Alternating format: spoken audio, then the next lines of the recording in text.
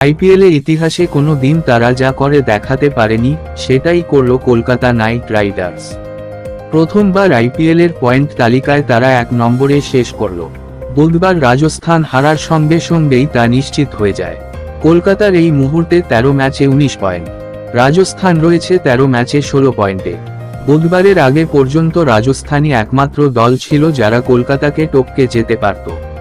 কিন্তু কলকাতা যদি শেষ ম্যাচে হেরেও যায় তাহলেও রাজস্থান বা অন্য কোনো দল তাদের টপকাতে পারবে না। কলকাতার শেষ ম্যাচ রাজস্থানের সঙ্গে। অতীতে দুবার আইপিএল জিতেছে কেকেআর, আরও একবার ফাইনালে উঠেছে, তবে কোনোবারই লিগ পর্যায়ে এতটা দাপট দেখাতে পারেনি তারা। দ্বিতীয় বা তৃতীয় হয়ে প্লে অফের যোগ্যতা অর্জন করেছে।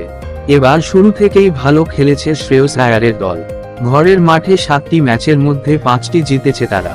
অ্যাওয়ে ম্যাচে 6টি ম্যাচে 4টিতে জিতেছে। তবে রাজস্থানের বিরুদ্ধে এবং প্লে অফে কেকেআরকে ভোগাতে পারে ওপেনার ফিল সল্টের না থাকা।